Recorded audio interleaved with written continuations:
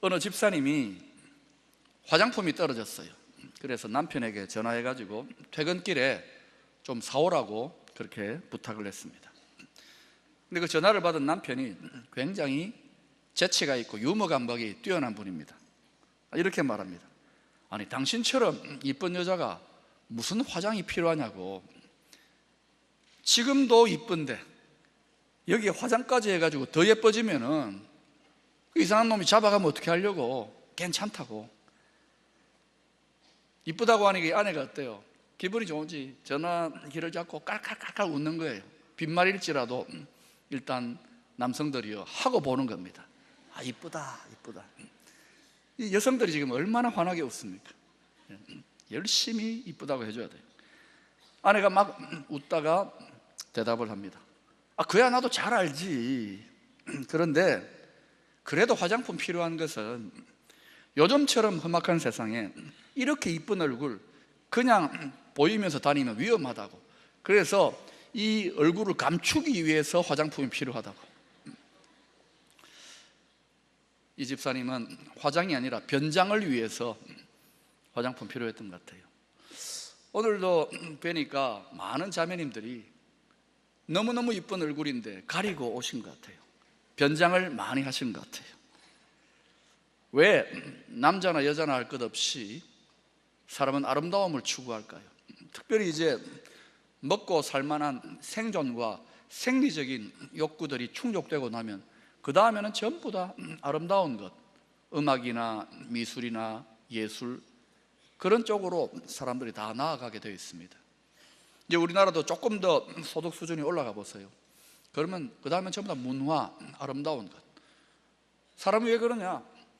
하나님께서 사람의 마음속에 아름다운 것을 추구하는 아름다움에 대한 마음을 심어 넣어 주셨기 때문에 그래요.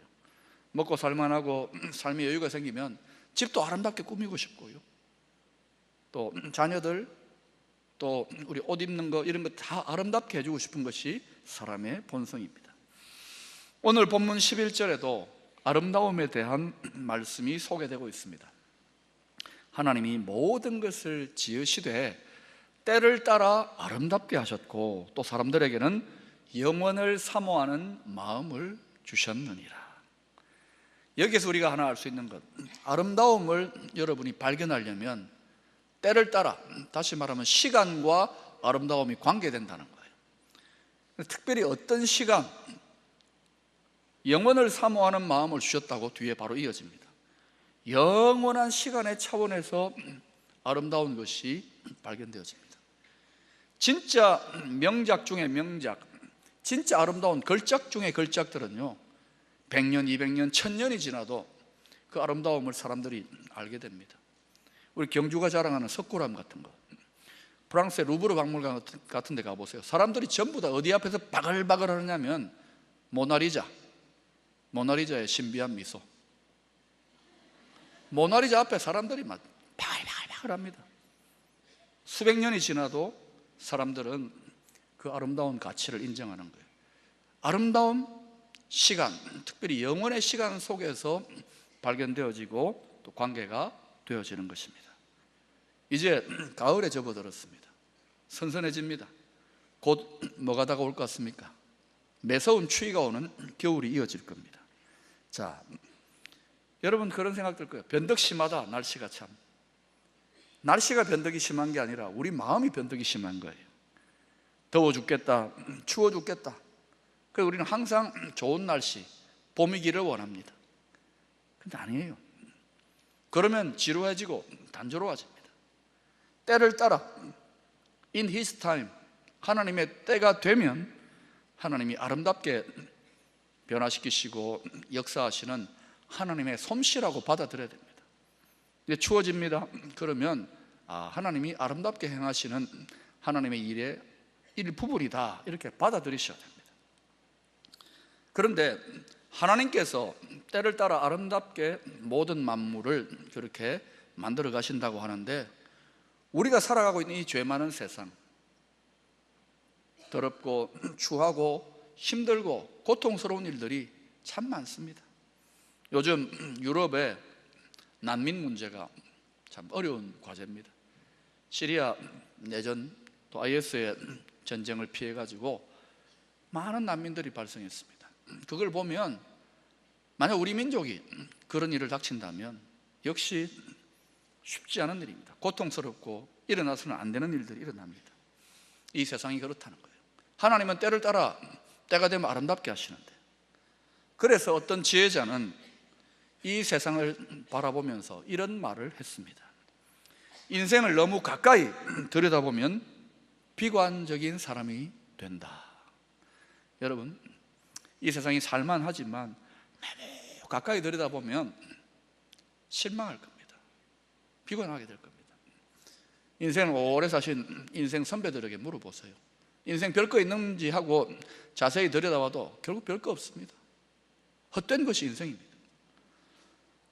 반면에 헛된 인생이라고 너무 멀찍이 떨어져 가지고 바라보면 냉소적이 됩니다. 인생에 대해서. 그럼 어떻게 해야 되는가? 지혜자는 이렇게 말합니다.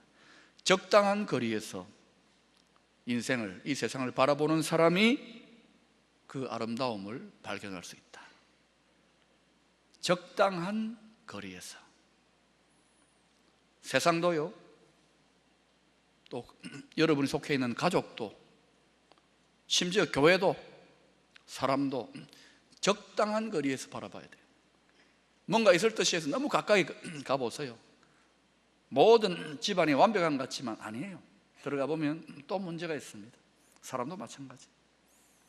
여러분, 교회 공동체도요, 적당한 거리에서 봐야 돼요. 교회 너무 가까이 들여다봤다 실망해가지고 멀리 떨어지면 냉소적이 됩니다. 적당한 거리에서 교회를 바라보고 교회 섬길 때, 그때 하나님이 일하시는 교회의 아름다움을 발견할 수 있는 지혜를 얻게 되는 것입니다. 오늘 본문이 속해 있는 전도서 3장은 때에 대해서 집중적으로 다루고 있습니다. 왜 시간, 왜 때에 대해서 지혜의 왕 솔로몬이 이렇게 집중적으로 다루고 있을까요? 첫 번째는 인생의 때가 계속 고달프다는 것입니다. 처음에 아기가 태어날 때 응애 주먹을 쥐고 얼마나 당황스럽겠습니까? 엄마의 뱃속을 빠져나왔을 때. 그렇게 시작해서 초등학교, 중학교, 고등학교, 이제 고3 입시 지옥을 통과하고 나면 이제 좀 살 것 같다. 잠깐 대학 생활에 낭만을 누리지만 얼마 못 가서 또 취업, 또 결혼, 또 아기 낳고 등등등등 고달픈 인생의 때를 살아가는 사람들에게 때가 무엇인지 그것을 설명해 주므로 위로를 하려고 오늘 전도서 3장을 기록한 것입니다. 또 특별히 하나님을 경외하는 하나님의 사람들에게 인생의 때를 아는 지혜를 터득하게 되면 훨씬 더 성숙하게, 훨씬 더 풍성하게 인생을 살 수 있기 때문에 그것을 가르치려고 솔로몬이 때에 대해서 다루고 있어요. 하나님의 사람 모세도 시편 90편 12절에서 인생의 때를 깨닫는 것이 지혜의 중요한 요소인 것을 이렇게 설명하고 있습니다. 우리에게 우리 날, 우리의 때를 계수함을 가르치사, 하나님에게 가르침을 받아야 된다는 거예요. 지혜로운 마음을 얻게 하소서. 오늘 본문 앞에 1절부터 9절까지를 보시면 무려 14가지의 상반되는 인생의 주제들, 삶의 현상들이 열거되고 있습니다. 서로 상반됩니다. 제일 먼저 날 때가 있고 죽을 때가 있다라고 시작합니다. 이어서 또 심을 때가 있고 뽑을 때가 있고 전혀 다른 인생의 현상들이 나타나요. 그러다가 14번째 마지막에는 전쟁할 때가 있고 평화롭게 살 때가 있다고 그렇게 이야기합니다. 서로 상반되는 인생의 모습, 삶의 현상들이 왔다리 갔다리 오르락 내리락 하는 것이 이 세상 인생이라는 것이죠. 자, 여러분, 요즘 우리나라가 한참 고속 성장을 하다가 경기가 좀 안 좋아져서 이제는 저성장 시대에 접어든 거 아닌가, 경기가 좀 장기적으로 안 좋아질 거 아닌가 이렇게 걱정하는 분들이 많습니다. 왜 그럴까요?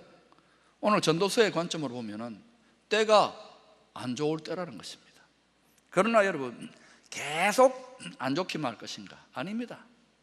이때를 잘 통과하면 좋아질 때가 반드시 옵니다. 아멘 소리가 작네요. 반드시 옵니다. 왜냐? 하나님이 그 전능하신 손으로 이 세상 모든 일에 대해서 섭리의 줄을 붙들고 역사하고 계시기 때문에 그래요. 여러분 중에 마치 사망의 음침한 골짜기를 거니는 것처럼 여러분 인생의 전체를 돌아보면서 내 인생에서 지금 가장 힘든, 가장 낮아진 골짜기를 내가 통과하고 있다, 이렇게 느껴지는 분이 있습니까? 그러면 여러분, 그 낮아짐의 끝에서 어떤 때가 다가오느냐면은 올라갈 때가 다가오는 거예요. 믿으시기를 바랍니다. 낮아지면 이대로 끝장난다, 자살하자가 아니에요. 때를 따라 아름답게 역사하시는 하나님을 믿는 자는 이 끝에서 올라갈 때가 온다고 바라보고 준비하는 거예요. 거꾸로 승승장구 우길성천 계속 올라갑니까? 그 올라감의 끝에서 이제 어떤 일이 시작될까요? 영원토록 올라가는 건 없습니다. 이제는 내려가는 때가 시작되는 거예요. 그래서 여러분, 하나님이 그 모든 것을 붙들고 역사하신다는 것이죠. 사도 바울, 그 인생의 믿음의 여정에서 영광스러운 하나님의 능력과 부흥을 경험했습니다. 기적도 많이 체험했습니다. 그러나 또 형편없이 낮아지는 고난과 시련도 통과했습니다. 그래서 바울이 이렇게 고백합니다. 내가 풍부에 처할 줄도 알고 빈궁함에 처할 줄도 알아. 일체의 비결을 배웠노라. 하나님의 섭리를 깨닫게 되는 거예요. 그래서 때가 되면 제 위치로 돌아오는구나, 일체의 비결을 배운 것입니다. 그때 마음의 여유가 있고 그때 든든하게 희망 가운데 살아갈 수 있게 되는 거예요. 한번 따라하실까요? 때가 되면 제 위치로 돌아오게 된다. 그래서 여러분, 낮아지고 힘들다고 너무 비관하지 마세요. 또 좀 높아졌다고 형통하다고 우쭐대거나 교만하면 안 돼요.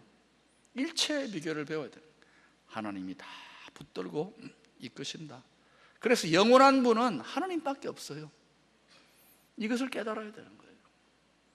11절 후반절은 이런 때를 따라서 만물을 주관하시는 하나님의 섭리를 사람이 다 알 수 없다고 이렇게 말씀합니다. 그러나 하나님이 하시는 일의 시종, 시작과 끝을 사람으로 측량할 수 없게 하셨도다.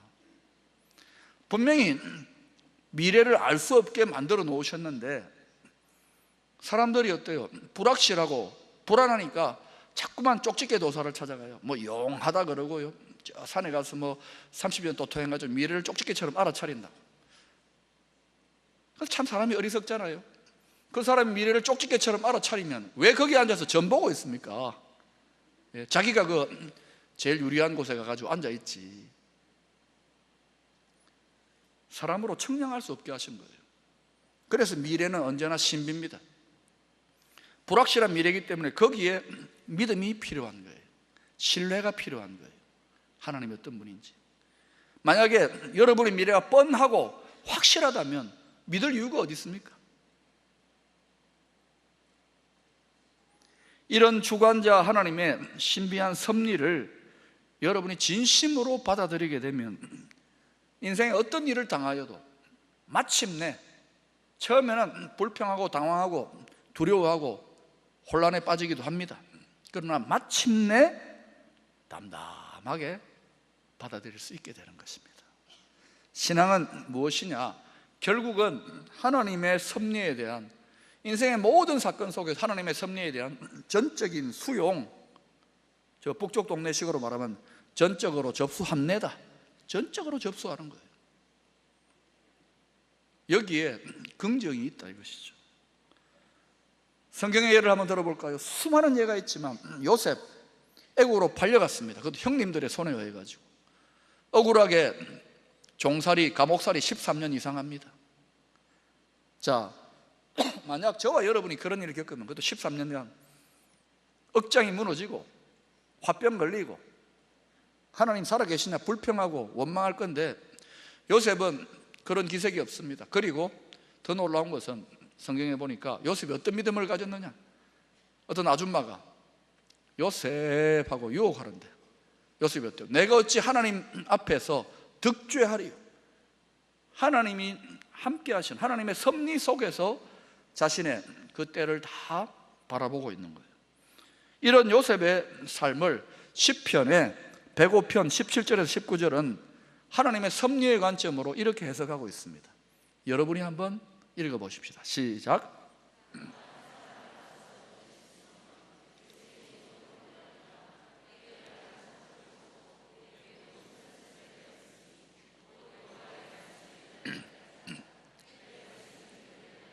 예. 그가 한 사람을 앞서 보내셨다. 형들에게 팔려갔는데 하나님이 앞서 보내셨다고 이야기합니다. 하나님의 섭리의 관점. 우연히 사람에 의해서 재수없게 일어난 일 같지만 하나님이 그 배후에 섭리의 줄을 붙잡고 역사하셨다. 부정적이고 비관적이고 자살할 만한 일인 것 같지만 하나님이 섭리하고 계신다는 것이죠. 그리고 더 놀라운 것은 곧 여호와의 말씀이 응할 때까지, 시련과 고난의 때도 때가 되면 in his time, 하나님의 때를 따라 하나님 아름답게 역전하시는 거예요. 그의 말씀이 그를 단련해서 훈련이 다 되어질 때까지. 요셉이 애굽에 팔려가서 종살이 감옥살이 안 했으면 그 위대한 애굽의 총리로 하나님의 놀라운 역사를 이룰 수가 없었던 거예요. 우리는 승승장구 만사형통만 원하지만 이런 일들이 일어나는 것입니다. 영혼의 차원에서, 그리고 한 사람의 유한한 생애 속에서 하나님은 때를 따라서 때가 되면 아름답게 합력하여 선을, 아름다움을 이루고 계시는 거예요. 로마서 8장 28절은 이것을 좀 다르게 표현합니다. 좀 다른 식으로 설명합니다. 우리가 알거니와 하나님을 사랑하는 자, 곧 그의 뜻대로 부르심을 입은 자들에게는 모든 것이 합력하여 선이란 것은 우리 진선미 그러잖아요. 하나님의 뜻이 선인데 하나님의 뜻이 이루어지는 곳에 아름다움이 있다는 거예요. 모든 것이 합력하여 선을 이루느니라. 하나님을 믿는 우리들의 인생 속에서 우리가 경험하는 모든 것, 실패나 또는 시험 당한 일이나 어려움들까지도, 일어나서는 안 될 것 같은 그런 일들까지도 하나님은 그걸 사용해 가지고 합력해서 아름답게 변화시켜 가고 계신다. 믿습니까? 이 하나님의 아름다운 섭리의 능력을 신뢰하게 될 때 비로소 우리는 두려워하지 않게 됩니다. 좌절하지 않습니다. 이런저런 일들이 일어나도 이 인생을 긍정하면서, 절대적으로 긍정하면서, 절대적으로 희망을 품고 힘든 세상에 맞서게 되는 거예요. 믿음의 용기를 갖게 되는 것입니다. 여러분, 믿음은요, 오늘이라고 하는, 선물로 주신 오늘이라고 하는 시간의 무대에서 작동합니다. 어디를 향하여? 영원한 신비로 감추어져 있는 불확실한 미래를 향하여 하나님과 함께 오늘이라는 시간의 무대에서 그 미래를 향하여 신비한 탐험을 하고 있는 거예요. 그게 믿음입니다. 그런데 이와 같은 믿음의 여정을 가장 종합적으로, 가장 입체적으로 잘 보여주고 있는 성경의 책이 뭐냐? 바로 시편입니다. 그런데 이 시편의 상당수를 누가 썼느냐 하면은 바로 오늘 전도서를 쓴 지혜의 왕 솔로몬의 아버지 다윗 왕이 썼어요. 우리가 시가 언제 나옵니까? 인생이 너무 행복하고 뭐 신혼여행이라도 가고 그럴 때 시가 나올 수도 있습니다만, 대체로 진짜 사람들의 마음을 움직이고 감동시키는 시는 눈물의 빵을 먹고 정말 절망과 고통 속에서 예술이 나오는 거예요. 위대한 예술. 여러분, 다윗의 시편, 수많은 시편들 중에서요, 우리 마음을 위로하고 가장 깊은 공감과 가장 깊은 신앙의 그런 표현을, 찬양의 표현을 고백하고 있는 시들이 전부 다 다윗의 인생에 가장 암울하고 혹독하고 절망적인 그때에 쓰여졌던 믿음의 시들입니다.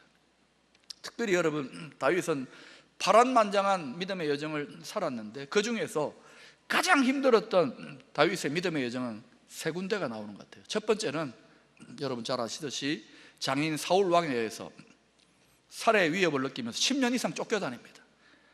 여러분, 말이 쫓겨다니지, 그것도 자기 장인한테 죽인다고 10년 넘게 쫓아다닌다. 얼마나 힘들었을까요? 두 번째는 언제입니까? 영광과 권력의 절정에서 잠시 방심했습니다. 그리고 우리아의 아내, 자기의 충직한 부인의 아내와 간음죄를 저질르고, 그 거룩하고 깨끗한 다윗이 그런 죄를 저질러요. 그리고 자기 부하를 죽게 만듭니다. 나단 선지자에서 그 사실을 깨닫게 될 때 다윗은 뼈아픈 눈물을 흘립니다. 여러분, 죄에 대해서 조심해야 돼요. 내가 죄 지으면 내 죄로 끝나는 게 아닙니다. 반드시 죄는요, 대가 지불이 있고요, 또 그것이 가정에, 가문에, 자녀들에게 흘러간다는 걸 알아야 됩니다. 이 죄에 대한 대가로 아들 압살롬이 세 번째입니다. 아버지 왕권을 노려서 반란을 일으키잖아요. 그렇게 하나님을 떠나고 죄 짓는 아버지, 그런 영향력도 있지 않았겠어요? 그러면서 또요, 아버지를 죽이고 왕위를 찬탈하려고, 이런 압살롬 그래가지고 결국은 어때요? 반란이 실패하고 요압 장군에 의해서 압살롬이 창에 찔려 죽습니다. 반란 일으킨 아들도 괴롭지만 그 아들이 죽었다는 사실이 얼마나 괴롭겠습니까? 이거는 보통 사람들이 경험할 수 없는 내면의 고통입니다. 이런 때에, 바로 이와 같은 뼈아픈 고통의 때에 다윗의 수많은 시들 중에서 가장 깊은, 가장 인생의 깊은 골짜기에서 경험되어지는 믿음, 또 찬양의 시들을 우리가 보게 되는 거예요. 그런데 중요한 것은 그런 실패와 좌절과 고통, 이런 시간들을 통과하면서 다윗은 하나님에 대한 믿음을 포기하지 않았어요. 자살하거나 절망하지 않고 끝까지 하나님을 의지했습니다. 그렇게 하나님을 의지했던 다윗의 일생을 하나님이 어떻게 만드시던가요? 하나님의 때가 되니까 다윗의 얼굴을 다시금 들게 하시고 오고 가는 세대의 위대한 믿음의 본으로 그의 인생을 아름답게 채색하지 않습니까? 누가 다윗의 인생을 추하다, 더러운 놈이라고 합니까? 그렇지 않잖아요. 비록 그가 죄짓고 실패하고 수많은 고난의 경험이 있지만 우리는 다윗이 보여준 신앙의 진심을 알잖아요. 그걸 본받기를 원합니다. 아름답게 그 인생을 축복하시는 거예요. 믿음이 무의미하다고 생각하지 마세요. 더 놀라운 사실은 그런 다윗의 믿음의 분투를 하나님이 주목하시고 이쁘게 보시고, 그로부터 1000년이 지난 뒤에, 몇 년요? 몇 년요? 여러분 1000년 이상 산 사람 있으면 손 들어봐요.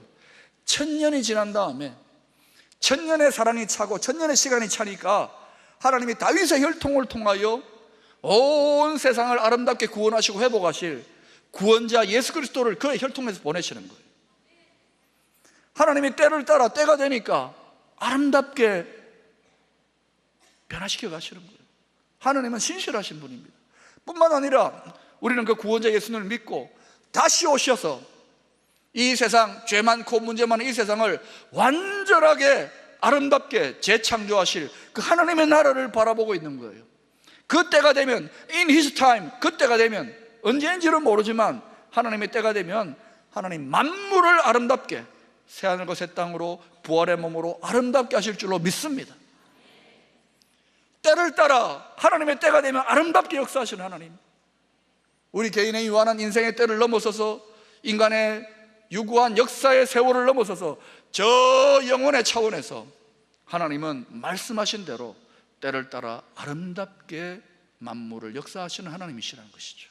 이 하나님에 대한 아름답게 하시는 이 하나님에 대한 견고한 신뢰가 있을 때 우리는 고달픈 이 세상 살아가면서도 다시금 희망을 버리지 아니하고 믿음을 포기하지 아니하고 담담히 그리고 용기를 가지고 이 세상을 살아갈 수 있는 영혼의 새 힘을 공급받게 될 줄로 믿습니다.